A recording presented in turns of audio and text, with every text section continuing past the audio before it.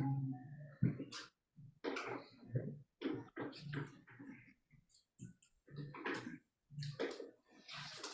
right, good evening, everyone. This is the Community Preservation Committee regular meeting. It is Wednesday, March 20th, 2024. We are in person at the Primetime Building and also on Zoom. This meeting is being recorded and can be viewed at a later date on the Town of Dayton YouTube channel. We'll call the meeting to order at 5:36. If we could all please rise for the Pledge of Allegiance. I pledge allegiance to the flag of the United States of America and to the republic for which it stands, one nation, under God, indivisible, with liberty and justice for all. Cool. We'll start off with committee member introductions on Kevin Smith, Chairman and Parks and Rec Representative. Alicia Wilson, Member at Large, Vice Chair. Adele Collins, Housing Authority. Pat Gales, Historical Commission. Dan, planning board. And Brand Cedrone, Member at Large. Paul Reynolds, Conservation Commission Representative. Jonathan Gale, a member and ADA coordinator. So the first thing we have was approve prior meeting. Did everybody get those minutes?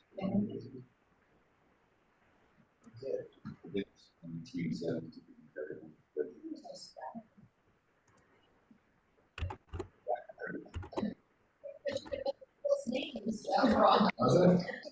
We'll have to make a note.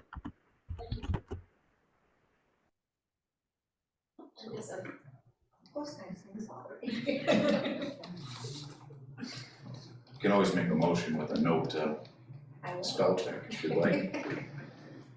Did you use AI to chat them to do it? She does use that as part of the summary. And one thing with AI is it doesn't, unless we say our names, it doesn't pick it up. It will just constantly say community preservation can be said over and over again. So you really gotta jot down Who said what? who said what, so.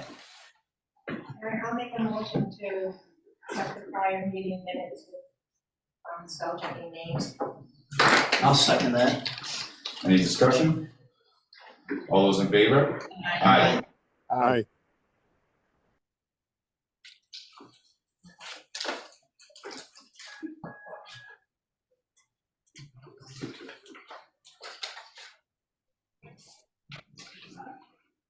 All right, so next we have financial reports. Norton, right? Yeah, I don't think there's anything to really update. We do have, under new business, we have a housekeeping warrant article, so we kind of dive into some of that a little later on. So under old business, we have review, discuss, and act the Dayton Trails Committee application funding. We have Jeff Corral with us today this evening. Yes.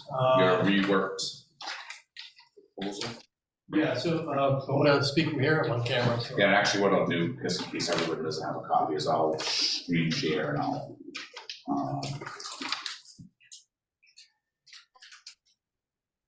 pull up Okay, thank you. your app. I've got mine pulled up as well. I'm at Town Hall right now, Kevin, so I've got mine pulled up on my screen as well.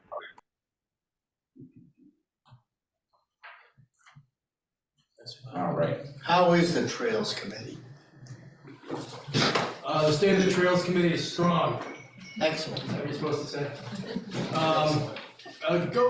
I mean, we're learning timelines are longer than we originally anticipated. Like just today, I got a message from somebody on our Facebook page. They're excited for trails coming to town. Can't wait. I said, oh, it takes a while. Pump your brakes. So anyway, I'm gonna kick it off. You good? Yeah, I'm just gonna scroll down to kind of If you scroll the down. meat and potatoes, because we don't need to look at all Yeah, that. the meat and potatoes here, it really says, please see attachment 1, which is a separate document. I don't know if you have. On Word. Yeah, because there was a lot of information on the background I wanted to provide you. It wasn't gonna fit well in that small rectangle on your application. I don't know if you have that. That's attachment 1, CPC. Yeah, I have it. Oh, that's the older one. Okay. Hold on, 1 second, I'll get it. Okay.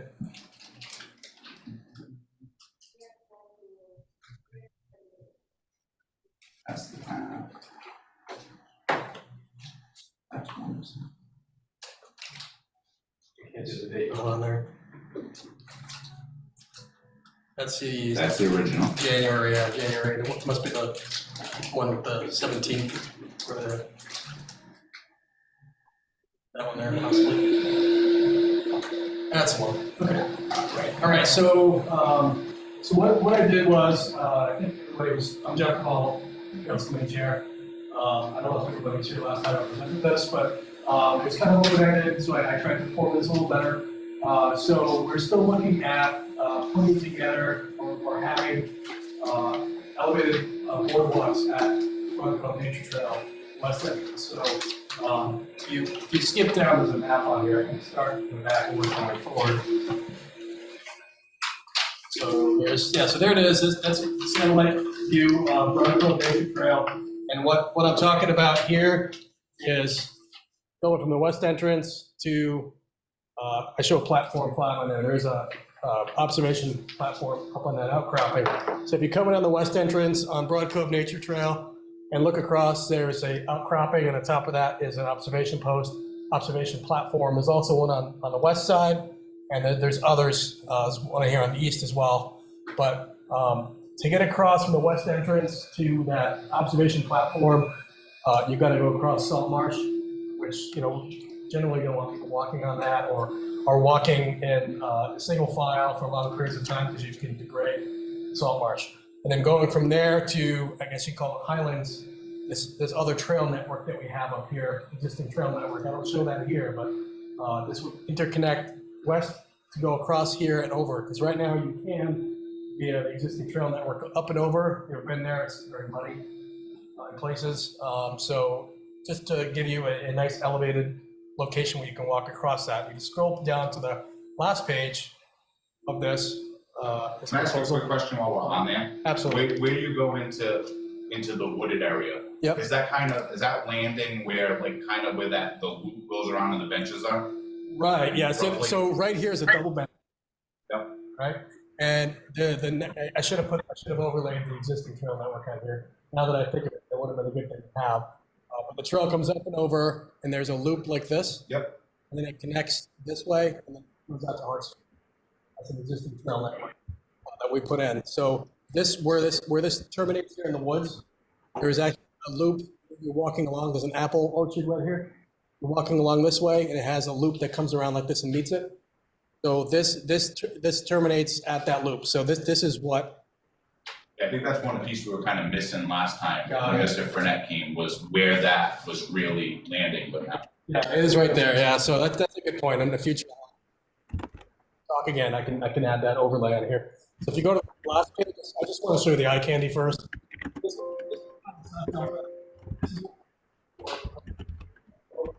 Something very similar to this with the the transition point that you'd be able to go up to the outcropping, and then or you can continue on. So the whole thing is only 0.3 of a mile. It's not very big. So that's what we're thinking about. So if you go back to the page 1 of your attachment, what we did was, and what was different from last time to this time, is I broke this up into 2 phases, phase 1 and phase 2. Phase 1 is what we're proposing, we're putting before you here tonight for consideration. So this whole thing, and I didn't change the content here. I don't know how much of this you're familiar with, but this is the existing trail network is part of a larger regional Taunton River Trails project, 22 plus miles of connections going from Taunton through Dayton into Somerset. So it's a large area. We've had success in the past getting grants, and I know last time I was here, one of the questions was, hey, what are some alternate locations for grants? So what I did on page 2 is, I'm sorry for jumping around, I don't want to just read a document to you, there's a detailed table. So I went along and pulled details, application deadlines, eligible projects and details for these particular grant sources that would apply to this type of project. There's a lot of them out there. This is a smattering of 5 different ones. Mass Trails is something we got a grant from before. PRSC, we got a grant from them as well. So we've had success in the past working with these groups, talking to ex-Serped, Bill Bonatano. He also mentioned the National Park Foundation as a potential source. And then also on the Massachusetts Trail Grants page is actually a really good resource. To get information on Mass Trails was also the Massachusetts Land and Water Conservation Fund grant program and the Parkland Acquisition and Innovations for Communities, which is something I would assume Parks and Rec is probably looking at as well. This is also right up your alley for that as well. So there's a number of different sources, all their details on the right there, and I can go one by one if you'd like. But all right, page 3. I'll just skip down there quick. This is the phasing, and along with a calendar on the bottom. So the intent right now is phase 1, phase 2, I'm breaking it up, and this is after circling back with our engineering consultant, trying to figure out what made sense for breaking this up. Because we didn't want to break something up and put it in phase 1, and it would only have a 2-3 year shelf life, right? So we wanted to make sure things were able to be broken up into phases that we can shelf for 4 or 5 years. Because we know between phase 1 and phase 2, coming before this board, a group to consider funding phase 1, if we're going to go for phase 2, it's going to be through grants. So phase 1, I just want to highlight that real quick. This is where we're talking about wetland delineation and a report, and that was assuming a survey with wetland flags. That was on the order of $10,000. Permitting, geotechnical services, the NOI, and the on-site visit, that was $14,000. Geotechnical observation analysis, assuming 3 borings, that's based on where this is going to be located. That's $12,000. The borings themselves, $25,000, and then some incidentals for $1,500. So the bottom line number that we were asking the CPC to fund was $62,500. That's right there for phase 1. Phase 2 is the additional work for the preliminary design, which had survey for $30,000, had some preliminary boardwalk and foundation design that's the largest ticket item here, the $55,000, and then incidentals another $1,000, which results in phase 2 being $86,000. So the overall for phase 1 and phase 2 was still $148,500, which was the number I presented to this group earlier, and last time over here in January. So I put together a schedule for what we're looking at. Let's say that we decide to go forward with this, and then it goes to the town, and the town says yes. There's a lot of what ifs, right? The intent would be kicking off this whole project in FY25, 1 July-ish, and knowing the history of historically when you get the money from the town, you got to get it on contract and everything. So we figured we wouldn't get contract awarded until about Q2 of FY25, and that would roll us all the way into fiscal year 26, where we'd be towards the tail end of phase 1 work, and we start the grant process. I've got a couple quarters there to work on grant submissions and grant packages, with hopefully looking at the tail end of FY26 going into Q4, getting that awarded. That's that little star. It doesn't show very well on the black background, but that's what we would expect to get grants awarded. I've got a big gap on there, assuming it's gonna do one of these, either grow or slide to the right, where we would again be looking at FY27, being able to execute those grants if awarded to continue on to phase 2. And then while that's continuing on phase 2, then we'd go after construction grants and things of that nature. So that's way right. But I want to focus on phase 1, phase 2, because that's what I presented to you earlier. And that is, that's the meat of what I have for you this evening. And would something like that tend not, as time goes on, to go up as much as like construction things? This kind of work, I don't know. I mean, I would imagine these are all engineering services. So Yeah, if we're expecting inflation to continue, then I would expect these rates to go up as well, just because this is mostly labor this year. And I don't have any material costs here aside from $1,000 for printing and $1,500. Those are the only incidentals that I have here. The rest of this is all labor.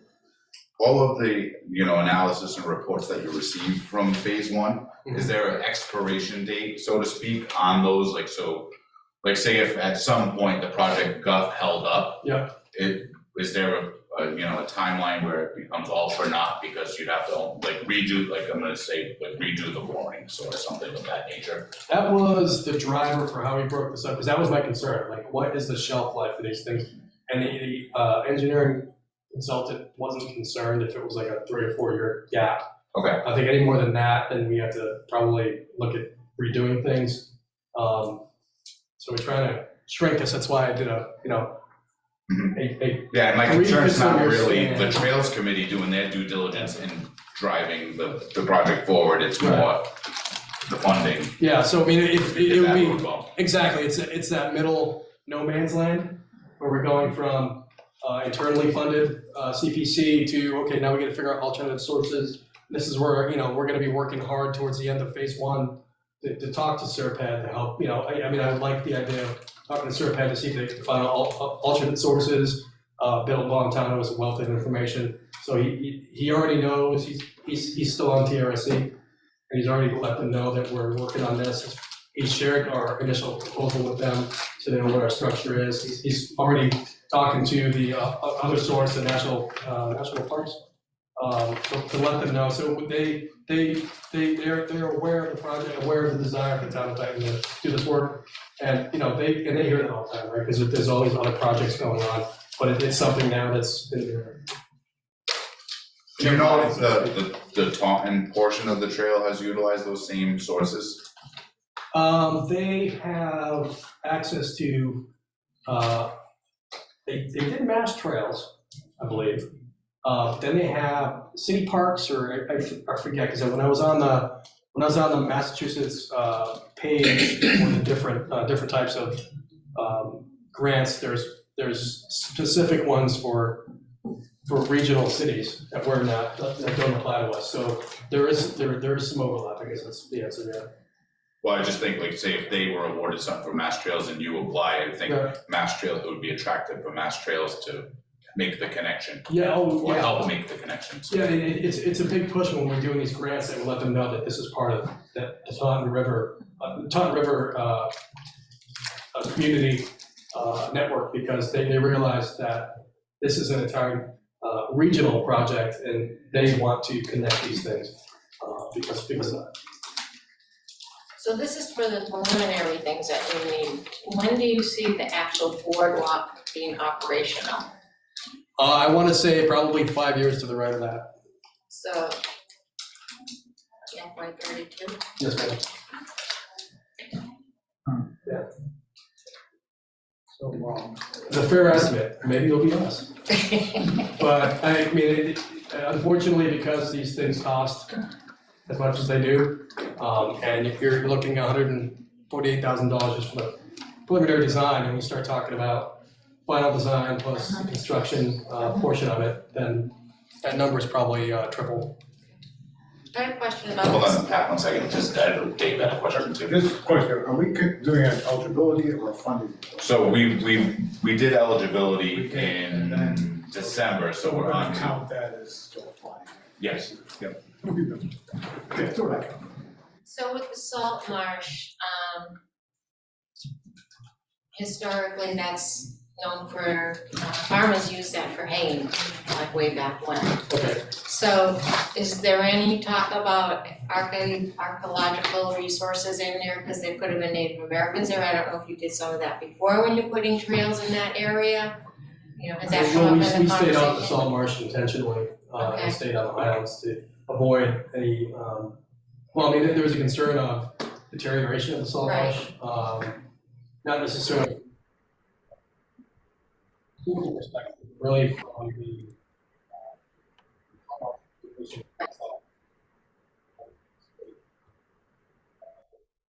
yeah, I remember when we were talking about it. Sweet snow. I'd like to see those things stay in Dayton too, if they do find anything. Yeah. We have things gathering dust in other places now that belong in Dayton.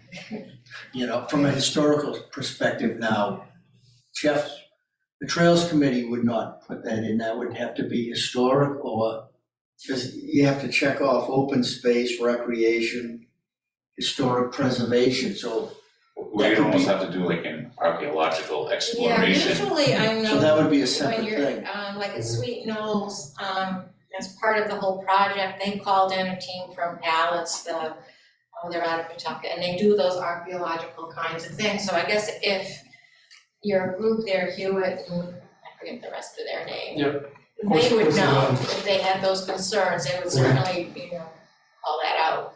Right, yeah, they subbed this out to someone else, but Western Witten Group would be the lead. And yeah, their firm would have to do due diligence to Right, assure that there isn't any, entanglements, historical entanglements in there. right. So we'd have to do it at that time, like if they decided they wanted to do that, then that would be a separate historic preservation thing? Because it would cost money, I Usually assume. they just go and, they dig their test holes, and they look at the different layers and stuff. It would be part of their project, and Okay, then, they make a report of their findings. That would lead Okay. into, probably on the construction side of things, or the follow-on design would be, that'd be the considerations that would think. Yeah, not to Okay. destroy that area. Exactly, and then, okay, Yeah, all right, we need to look at this a little differently, or right, something, or some provisions would have to be made at right. that point, yeah. okay. And the geotechnical. Oh, When I say set up, Horsley Witten Group, they have a firm that firm will be doing all of this work. Okay, they'd be doing all. Yeah, so for us, it's a one-stop shop. I guess I have a question for you, Kevin. I should know this, but how is the money divided up between open space and recreation? Just It's not, 50-50? no, those are actually fall under the same, so if you're talking about a designated fund, open space and recreation Is one. can fall together, conservation and open space can fall, like there's Okay, some overlap there. okay, gotcha. Yeah, it's really how, where, what bucket, so to speak, we Okay. wanna pull from, so. I got it. Sure. Well, anybody else have anything? Paul or Jonathan, do you guys have any questions so far? No. I guess my only concern is that it's just, I think I like the idea, to be honest with you. But my only concern is that since it's such a sensitive resource area, I was just looking back through the application real quick to see. So it looks like we've set aside $14,000 for things like the NOI, engineering, peer review, all that stuff. Does that sound about right? Yes. Now, is that specifically for the NOI, or is that kind of all inclusive of all of the engineering that would need to be done? That's all permitting, and that's all of those items in the parentheses.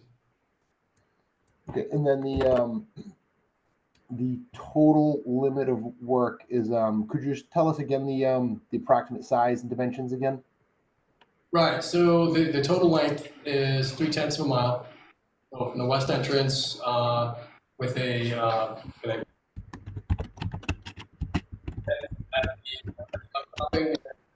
turning northeast and terminating at the wood line. And the whole thing, what the width has to be to make it ADA compliant, but it would have to be ADA compliant, even though at the beginning and the end, those aren't ADA trails. So it's a little dicey on both ends, but the boardwalk itself would be accessible. So whatever it would have to be with the Jonathan would know better, raising but I on would the say other it's end. fine. It wouldn't just be like a pier going out. There has to be bump outs at the side, issue going on with Yeah, and I the think that- wheelchair or with the stroller. That picture that you provided kind Right, of so that depicts. it DNRT pretty has the well. bump outs inside, and that it's approximately what you're looking at there. Yeah, the boardwalk all the way across entirely is going to have to meet the ADA specs. Right. And that includes the lookout areas or the observation areas, all the entrance and exit points as well and so forth. In the end, compared to years ago, that enhances the cost factor because of what the materials you're working with, and also potentially if they have to put any kind of pilings into the salt marsh area as well. But that's all going to be built into the process. My general question for now, I guess, would be for the engineering study, the initial engineering study, Do you have an engineer already, or does this need to go out to bid? So we have a standing contract with Horsley Witten Group that we did when we got the Mass Trails grant back last year. So we went out for invitation for bid, and the way the town administrator worded the award of the contract, it's something that he can extend. So we have an existing contract vehicle, if I'm using the right language, to be able to fund ongoing work, to fund tasks. And does with the initial study, I'm losing my train of thought here. I'm sorry. There's something in the background. But with the initial study that will be done, is there a deadline when that has to be done? Is it 1 year, 2 years? Is there a Right limit now, on how long it can take? there really is no limit. I'm holding them to be done in the 1 year, year one for phase one. And then when I spoke to we had no concerns with that timeline. So what we're trying to do is kind of bound everything in phase one for year one on FY25, so that towards the end of that, we can work on our grant documentation, so we can have an award by the end of year two on some grant funding to be able to proceed on to phase two. Jeff, in the contract for the phase one study, will it indicate specifically everything that's going to be done? And it may be in there and it's on the screen and I just can't see it. But does it indicate the full scope of phase one so that the engineering firm is not going to come back and say, we've run into a problem, we need more dollars to complete? Yeah, we're if awarded, if we get this funding and then we are able to award the tasking is going to be for the 62.5, and it's going to have the deliverables line item just like in the proposal here. Okay. It's not a cost Right. plus con. All right. That's all I have for now. Thank you. And it is possible that based on how the initial engineering comes back, it is possible that based on how the remainder of the commission feels once we're at the NOI stage, that it would be possible that the commission doesn't have to send it to peer review if all the concerns were ameliorated by the initial engineering. That would be my only concern. Is I guess this would really be a measure twice, cut once situation, because if it did have to go to peer review, I don't think that the $14,000 budget for all inclusive would be sufficient. It's just my gut feeling. I could be wrong. I'm not an engineer by any stretch of the imagination, but I'm just looking from sitting on the commission and seeing them come in, seeing the costs. Based on how it comes in, because it's such a sensitive resource area, I don't know how the rest of the commission would feel or if they'd want to require peer review. That would be my only concern, is that the 14 might be a little light if it does end up going in that direction. I think, Paul, because of the ADA component and all the compliance that's going to be involved in the ADA side of it, I would want this to go to peer review. Well, you would not for this portion. That would be in phase two under preliminary design. Correct. Well, I'm just speaking as a conservation commissioner. For us, we really only have the authority regarding peer review for our, we've got a fairly well-defined kind of narrow purview. So I completely understand that from an ADA perspective. I'm just thinking about kind of what's in the realm of the commission that I sit on. But I do understand. I do definitely understand that concern. Okay, I should have clarified. I'm sorry. No. Thank you. Just for everyone who may not know, NOI is that notice of intent? Yes, yeah, I apologize. Yeah, so a notice of intent is kind of the second step in an application. So essentially what folks would do, normally the first thing they would do would be a request for determination of applicability to find out if the Wetland Protection Act applies. Since this is literally going right basically through a small through Broad Cove, it will apply. The next step would be a notice of intent. After the notice of intent, the commission would issue what's called an order of conditions. And then after the order of conditions has been satisfied, the final sign off would be the certificate of compliance. That's kind of what the conveyor belt would look like from the conservation standpoint. So just to piggyback off of that, Paul, does the conservation agent have the ability to give like a minor review of the engineering that's submitted from this group? Just to give it, I know that you probably can't give it a full thumbs up, but would she be able to review it to the point to alert you, the commission, as to whether or not it needs to go on to a full peer review? Yeah, absolutely. She does not represent to be an engineer, of course, but coming from the perspective of a conservation agent and a wetland scientist, she definitely gives a very valuable dimension to looking at these, and part of making the determination on whether something ought to go to peer review for conservation or whether the initial engineering is sufficient. Yeah, no, she definitely has the ability to give very valuable input in that regard, for sure. Very good. What are the state requirements? For example, do we have to bring in anything from environmental affairs or any of the other agencies, wildlife, into this process at any point? Not to my knowledge. I could be mistaken. So there's some additional considerations that get brought up if the site ends up being in a National Heritage wildlife habitat area. Off the top of my head, I don't know if this area in particular is, but I don't believe that even brings in another agency so much as there's just some kind of additional considerations and conditions that become part of the process. But no, really for us, we deal with wetlands, vegetated wetlands, flood zones, tributaries, and all the associated buffer zones, vernal pools, and all of those resource areas. But the national wildlife component, to my knowledge, doesn't involve bringing anyone in. It's just triggers a different set of requirements if it was found to be in a national heritage site. Okay. Well, at minimum, you would have your DEP number, right? So it's filed with them. Yep, exactly. So there will be a DEP file number that gets opened up as part of the NOI, and yes, so DEP, we would have the ability to. We have what's called the circuit rider, which is basically a DEP. Usually a wetland scientist, not always, but usually at least somebody who's well versed in the act, who's kind of assigned to be like our troubleshooting liaison almost to the state. And we're also a member of the Mass Association of Conservation Commissioners, so we do have some additional resources that we can reach out to get some clarification in a way that may not necessarily incur any expense, because we have these resources available to us to clarify in situations like this. Perfect. Dave, did you have a couple? Yeah. Question or two? So, and, understand there's a full kind of HWG, but that's, I'm looking ahead to towers, like I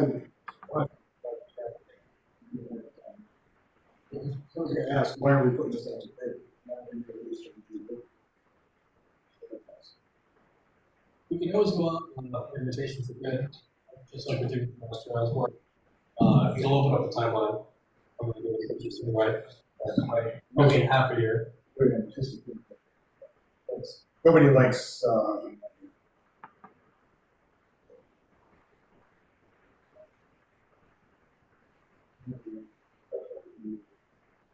another question I think that should come up is, once people understand this is just a study, happens. How will the construction be funded? We can look at things from Mass Trails, that construction grants as well. Once we're in that phase, a lot of these that we've already had listed here on the construction portion. Some of them are specific to the engineering services. Some of them want shovel-ready projects. Like we're pushing right now. Phase 1, Phase 2 is going to get us on the doorstep to the terminology of the shovel-ready project. Because a lot of places will fund things if it is shovel-ready. What's shovel-ready? Shovel-ready is you've done engineering services, you've done design, you've done all your permitting, and now all you've got to do is fund the construction of it to hit the go button. So a shovel-ready project, which is where we're going towards, will open up a lot of different other grant possibilities we don't have now. So yeah, there's nothing. It's not definite, right? Yeah, which we know because grants are hard. But You might want to look into, I would think something like this could be estimated almost by the foot. I wouldn't rule out that you might want to get that number before you do that. well, I mean, it's $1 million a month. Okay, so It's, I mean, that's the going rate for a trail. You can almost ignore the materials and just, it's $1 million a mile. At today's current rate, it's probably 1.5 million a mile. Is what a rail trail costs. yeah, so, I mean, I don't wanna do a study. That's what I mean, that's, To get built. I mean, those are figures from, talking to DCR, talking to Horsley Witten Group, talking to all these folks when we were looking at the Sweet Stall Trail. It was like 1.2 million a mile is the going rate for a 10-foot wide paved trail with firm foundation.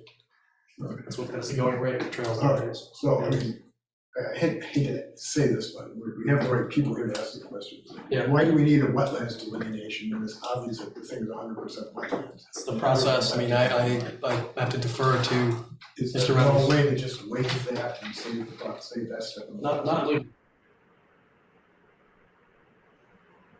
No, it won't be possible to waive it. No, is unfortunately because not all wetlands are created the same. On top of wetlands, there's there's tributary to a public water supply. There's bordering vegetated wetlands. There's an importance to understand the connection of one wetland. Understand their hydrological connections to other wetlands in the area. Because sometimes when it comes to wetlands, it's changing anything changes everything. Sometimes. So that does involve a little bit more of enhanced scope. So unfortunately, it's something that we wouldn't be able to waive. It smells like bureaucracy, okay, so It's the process, and it's in there to protect anybody from doing whatever. So I get it. And it's the process we all follow.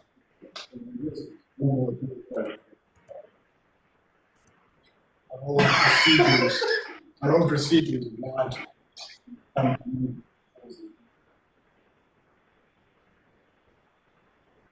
So the Trails Committee operates underneath the Board of Selectmen.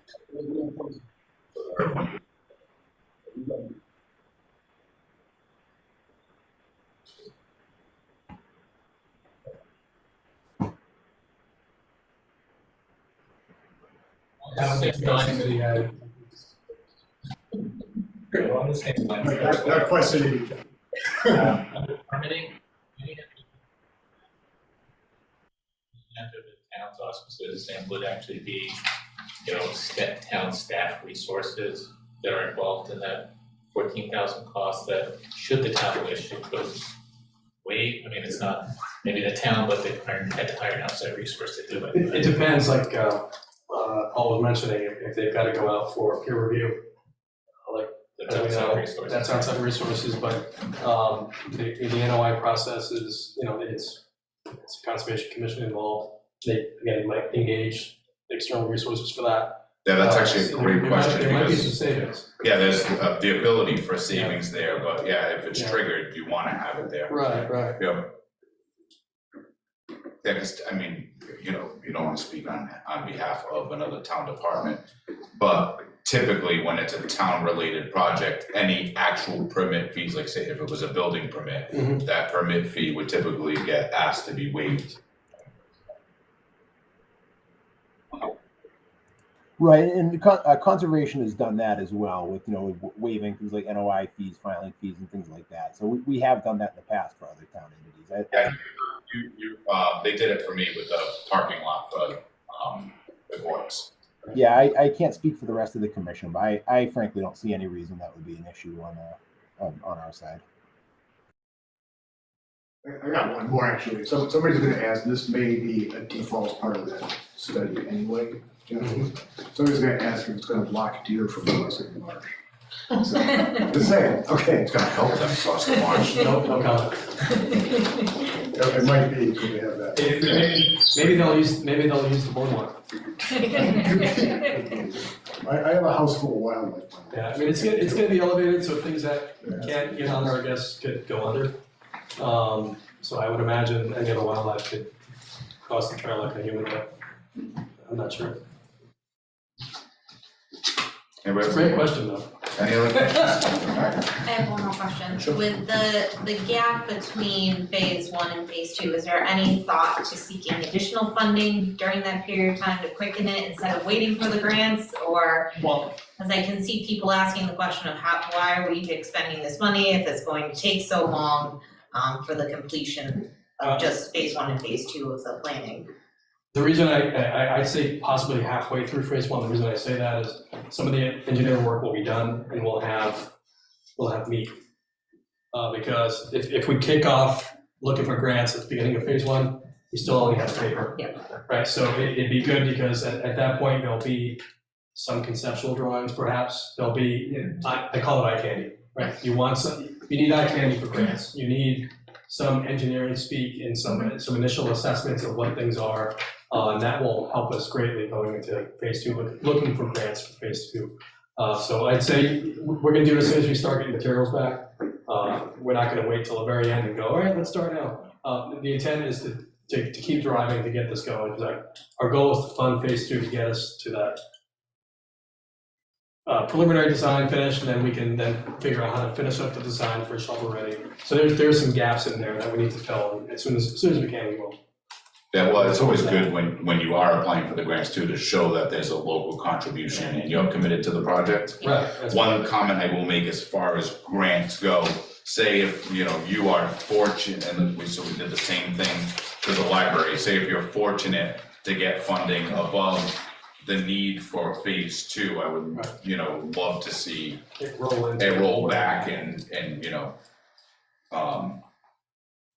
roll back into the CPC, like if possible. Well, Like if you got one for 100 and you had an extra 14, I would like to see that yeah. go back into. And I don't know if you recall the TRSC grant, we got $40,000. We initially went to the Trails Committee, put an article on annual town meeting, and the town voted to award us $40,000. It wasn't part of CPC, it was just 40 grand on there. And after we got the funding from the town, we put a grant in, we got $40,000 from TRC, and we refunded the money back to the town. So we've done that before, so that we definitely be wanting to do that as well. Very Yeah. So typically in this situation, what we can do one of two things. We can act on this if we wish.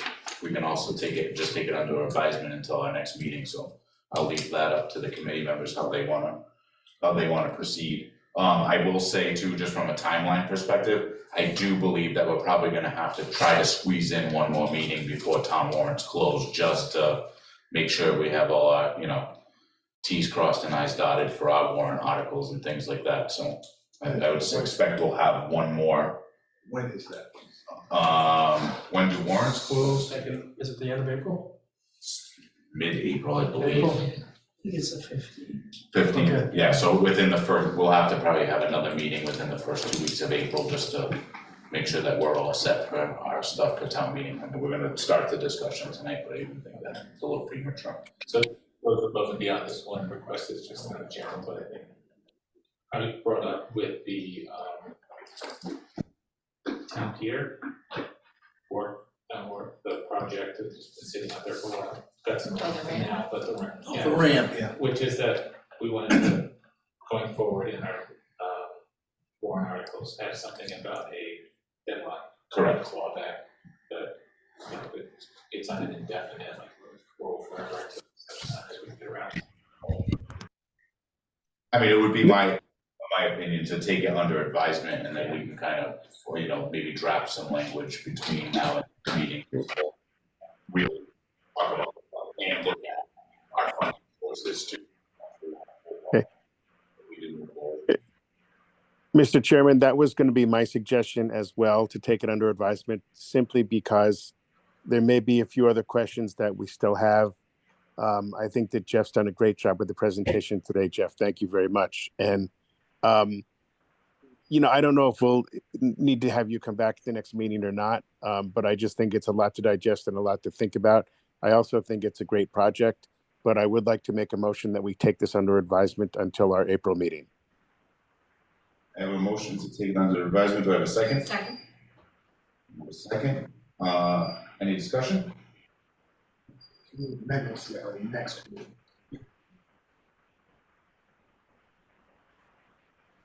Well,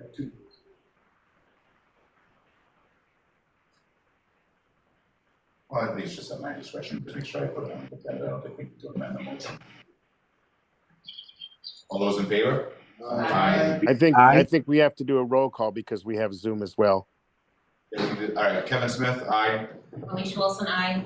Joe Collins, aye. Pat Gales, aye. Dan Higgins, aye. Paul Reynolds, aye. Jonathan Gale, aye. Dave Eckerson, aye. Brian Cedrone, aye. All right, so it is unanimous. All right. Thank you, Jeff. Thanks, Jeff. Longer than I'm putting the chair back. You're on It's camera. on camera too. And I think All right, so I have a typo in the agenda. Next was annual public meeting, just to be proactive and make sure that we meet the deadlines for our postings to the local media. My thought was to do it in conjunction with our May meeting, because we'll be past any annual town meeting business, and it will kind of just be there shouldn't be really much going on at that meeting, so I think that's what we did last year, was the month before annual. So I'll just look at dates and make sure. So that would be the 16th.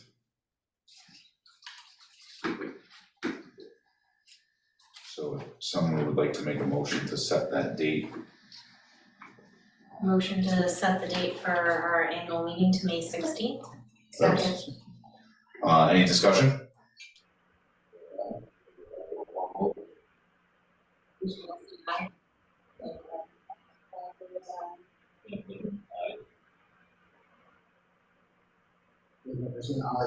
Brian Cedrone, aye. Paul Reynolds, aye. Jonathan Gale, aye. Kevin Smith, aye. So next, again, because of the typo, I don't think we can vote on it, but I just want to pull it up quick so you guys can see it. Yes.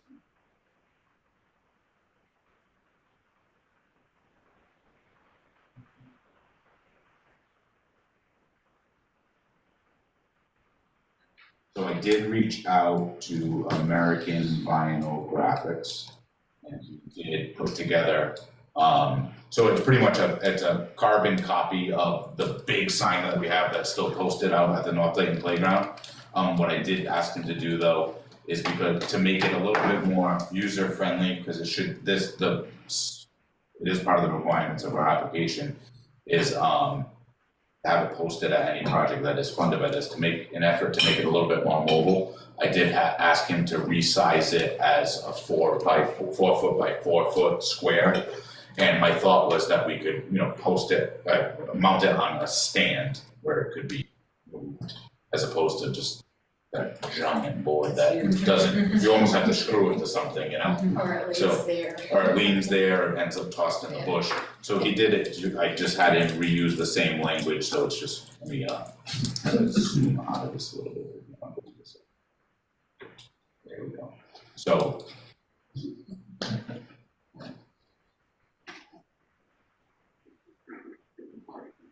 My typo is because it just says this, the community preservation. Yeah, I'm supposed to say act.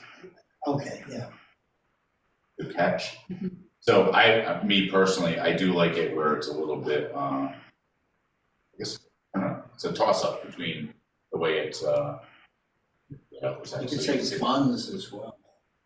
well, it should say, I think it's The act supposed to makes, say act. the act makes us be warned. So you could say community preservation funds. Yeah, I know that, so the old, but it is cut off, but I did send him a picture of the old one, and I know the old one says act. Yes, semantics, I guess we could change it if we wanted. I guess I was more thinking about I kind of like this where, because it draws your eyes to the citizens of Dayton, on top, like you catch that first, Yeah, instead of it being down the bottom, like in the next line, so I do like that, we do need to make that, adjustment to say act.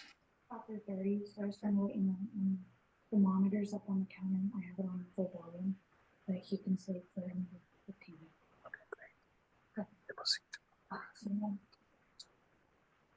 Required that this be posted on the process. Yeah, The process. right, like, so for instance, like, it should technically be posted at the library right now. Would be, and then once it's completed, that could, we'll just forward into the next step. And every time Pat puts a historical mark on a house, she's gonna. Yeah, I'll, I do have a quote, just so everybody's aware, I do have a quote on this, it was $750. I do anticipate that there'll be some additional cost to get some materials to make a stand for it. But, well, again, I'll ask him to make that correction, and then make sure it's on the agenda for the next meeting. I finalize that. I think we're gonna have to be.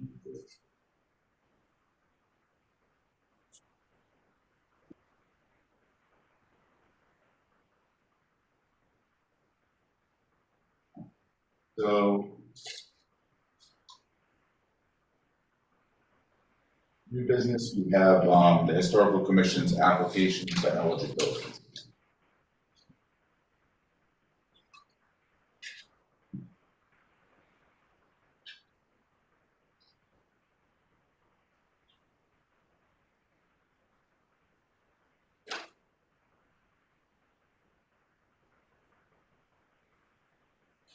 Pat, we wanna kind of just tell us. Alright, so, this request is in our historic properties delivery, two big projects that probably close to 100 historic resources done.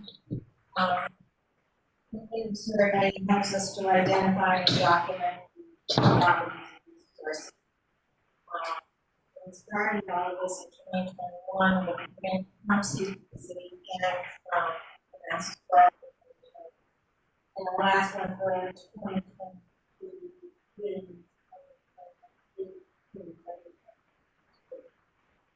So we decided to take smaller steps rather than the big projects.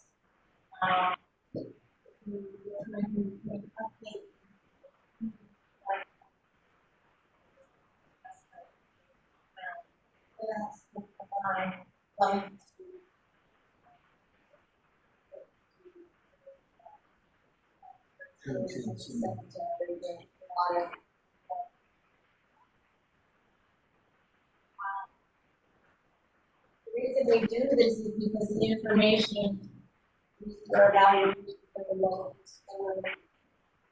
Yes, we also use it possible.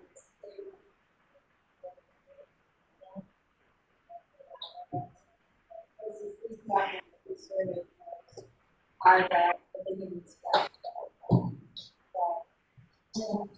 This can probably be added to the madness.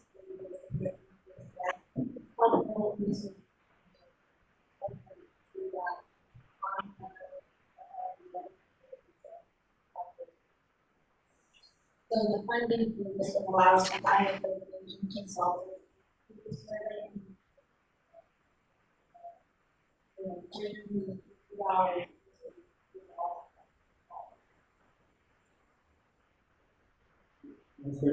Like 10.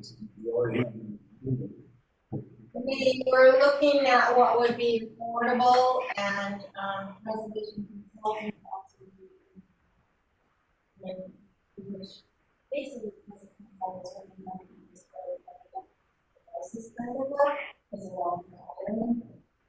she does small contracts under, so we were just kind of, like, let's take smaller steps, 10, we'll do 10 more now, 10 next year, just to keep it going, because part of our mission is to be always documenting and identifying. So we'd like to see something in a cycle that's going every year, that we get something done.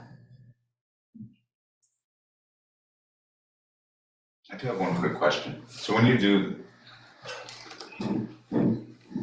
these are all for obviously private residents, Right, right? There's, I mean, it's small, but you are investing, you know, having their property assessed or, you know, certified as historical. What's to prevent them from like making changes Nothing. to nothing, right? So, nothing. Dayton doesn't have any bylaws for preservation, so homeowners can do whatever to their historic properties that they want. We don't have any local historic districts, we don't have any what do they call them, architectural preservation areas. So we're kind of like looking into both of those as possibilities to help save things, but save resources. But we need this information to even begin that. All of those surveys are done from the public way. It's just a quick snapshot look at, say, the house, say it's my house. She's on the sidewalk, she's not crossing onto private property, just taking the pictures of the house, and then goes and does the research, the deed research, the owner research, that, you know, what makes it historical, why is it important to Dayton? So it's a quick snapshot, and you end up, actually, there's more information to be found. I did one for my mom's house. My mom was on Pleasant Street, and I grew up down there. So we always knew that it was the George Washington Cobb House. We knew it was a historic house, but we didn't know, and it was included in the survey that we did in 2021, 2022, but it was included in the area form for South Dayton, a quick snapshot. Yes, it was George Washington Cobb's house, he lived there with his wife, he was a ship captain, he was in the Civil War, that was it.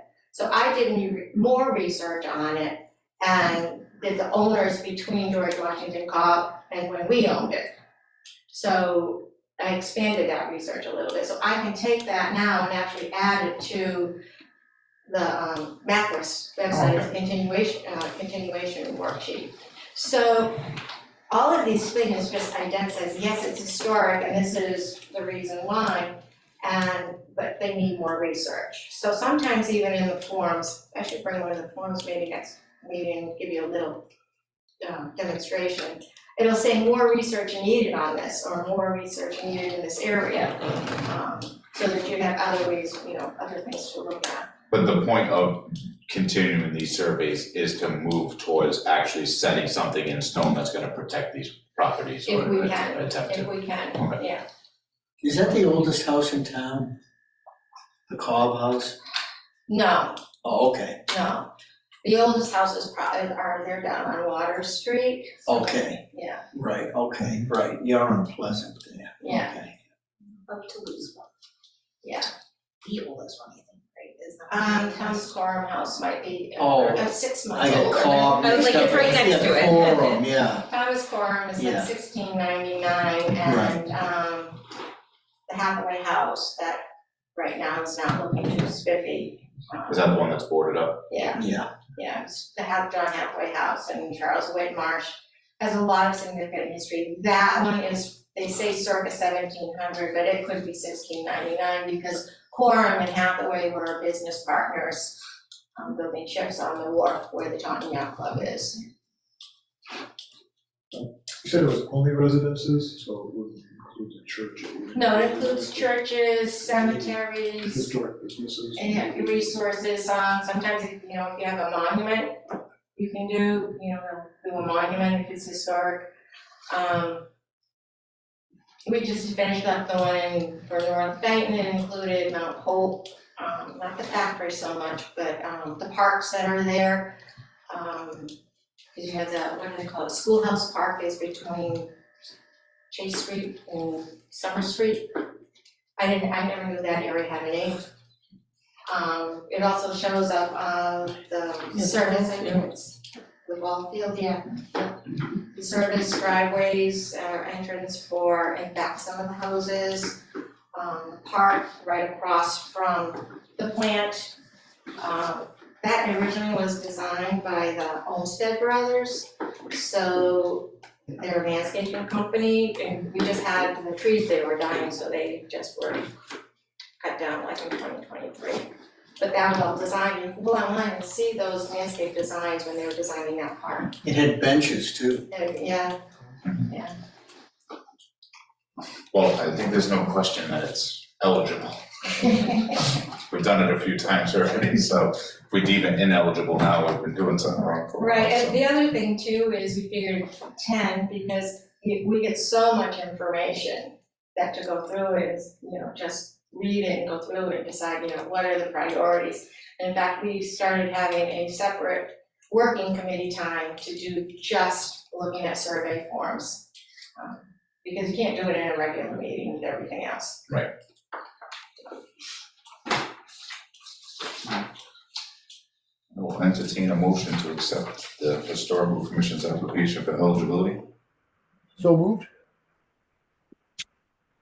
One second. Second. Any discussion? We'll do another roll call vote. Alicia Wilson, aye. Yes, I. Aye. Paul Reynolds, aye. Jonathan Gale, aye. Beckerson, aye. Brian Cedrone, aye. Kevin Smith, aye. All right. There's a good book about it called The Swan Yankee too. It's all about West Dayton. It was written by someone in Rehoboth, by Otis Dyer, Oh, all right, yeah. senior, Yeah. but, there's a lot in there of, that's in Dayton, I mean, yeah, it's a good book, Micro history of it. Well, that's cool though. yeah, the, Rehoboth Historical Society used to have copies, if they still have any of that book. At my house, I don't remember. I read it a couple times. Check your. I will. All right, so next up, we discuss and act annual town meeting CPC housekeeping warrant articles. We don't have to make any decisions on that tonight. It's probably best to, and I'm happy to do it too, just kind of based on a little bit of discussion tonight. We can draft some and then we can go through and kind of do it live. I'll just pull up a Word doc, and if we gotta change some stuff around, we can do it like that. One thing I just wanted to note, so we have the 10, 10, 10, and 5. One thing that we've been tracking this year, and it might be a little bit off, but so we've the 5% that we do, and particularly for the part-time clerical, so as for Elizabeth's clerk position, we've only spent about $200 of that for the year. So I only, She didn't have a vote either. yes. Yeah, so. So we actually went back with from her timesheets and also double checked with the account. I'll make sure that I have the exact numbers for next month. But it's nowhere near what we're allocating for it, and not that that's a problem, we're just waiting to put that money into another fund until it ends up in the, whatever we don't expend ends up in the undesignated at the turn of the fiscal year, but then why put it in there if we're not coming close to using it? So we can kind of have a discussion around that, maybe tightening up those parameters a little bit. Cause yeah, we do, it's split up evenly, so it's 2,000 to clerical, 2,000 to professional, technical, and then 1,000 to communications. And usually we use the professional technicals and or communications for when we need to post like our annual meeting, or if there was any other public hearings, we would utilize those funds. I think that was only, last year, I wanna say it was like $180. I'll find that receipt too. Yes. Yeah, it's by word, but for some reason around $180 was like sticks in my head for what it cost to do it in the Gazette for the 2 weeks or whatever they need to run it. So I'll put together some of those costs so we can kind of figure out if we do want to dwindle that down. And then also too, we can have like a little bit, we can start it now too, if like anybody has any thoughts about, the 10% is just a minimum. So you have to put at least 10, but if we want to start gearing towards bolstering up any one of the designated funds, we certainly could do. I'm going to lean towards, Paul and I have talked about this, about the possibility of the town creating an affordable housing trust, which like we could fund that. So I personally would be in favor of, starting to set up so that the community housing fund got maybe just a little bit more than historical and open space, because that's when we saw it, when we did last year's annual public meeting, like historically since we've adopted CPA, we've barely even given anything to housing. It was that the one time 153 for the electrical panels. So, You do? I do. In 2018, and those are more than we're in. Oh. Yeah. So you're getting close to the end. Yeah, I'm getting close to the end. That's They good. traditional transformers and they have to cook the panels and all like that, but they're in, they're working on it. Talked to Robbie today about it, when she has the bills go forward, they flexible. Right. Okay. Well, the money's sitting there, it's waiting, so that's not a problem. Yeah, so like historically, we've only ever given to community housing $136,281. Well, you could up it if you want. Well, that's like, so, and like, it's probably better suited to have the conversation, a deeper conversation, and kind of get it out to the public too at our annual public meeting. And talk a little bit more about it, but I would just personally would like to see us, shift a little bit more towards community housing. We can also step in the meeting, talk a little bit about that historic properties at the town hall. Yeah, it would kind of be nice to highlight the resources we have, what we've funded. And then we've concentrated a lot of effort last year on trying to draw different people in for new ideas, but it could also be helpful to talk about past projects and what we've done too. That's a good idea. Town hall got their data, records back. Yes, so I did check on that too. Nobody has the invoice yet. And they use it. Yeah, I figured they'd be like itching to be paid, because that was quite a while ago. They started that, but yeah, but I do have a note into the town clerk and to the town accountant that if that invoice pops up, to get it to us so we can make sure that gets paid. Does anybody have any other thoughts on the housekeeping stuff, or do you want to go that route? We'll draft those based off last year's language. I can also draft one. I do have it on there. So the next item was we were discussing at the annual town meeting CPC project warrant articles. I can draft the 2 articles, and I'll make sure that we have the language in the article like that coincides with our application for the timeline. That way we have them ready, so if we decide collectively that we do want to move forward on the trails, we'll have that article ready and we can just add it to that list instead of.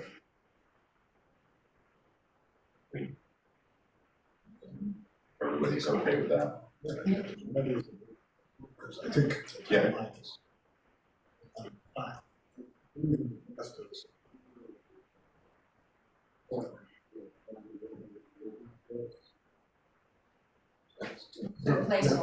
Placeholder. Yeah, well, we do have a placeholder for our housekeeping items. However, the projects we want to absolutely make sure we have in before the one's closed. Mine will be all set for Jim. Or if the committee so chooses, at the next meeting, we could, just like we did tonight, we'll have the option to either approve the application for funding or. We've also have to approve the application. Correct, Deciding how to. correct. Which again, like we can do that live, that'll take not much time. And then I'll get the main, guts of the articles, and we can just plug the numbers in.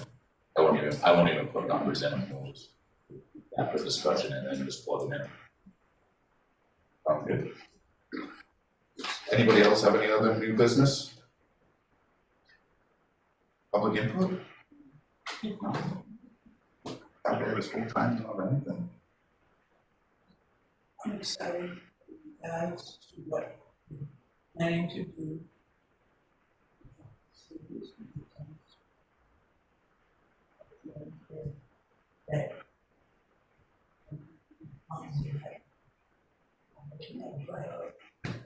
long overdue, great idea. Anybody else on Zoom? With that, I'll entertain a motion to adjourn. Second, I'll second. all those in favor, do a roll call. Alicia Wilson, aye. Colin, aye. Kathy Gillis, Paul Reynolds, aye? Jonathan Gale, aye. Fran Cedrone, aye. Kevin Smith, aye. We are adjourned at 6:45. Thank you, everyone. Thank you, everyone. Have a good night. I actually, I was telling, Bradford about it one time. I was at this, when they go to school, the elementary school, they took different, they acquired different pieces of land, by this from this one, that one. And every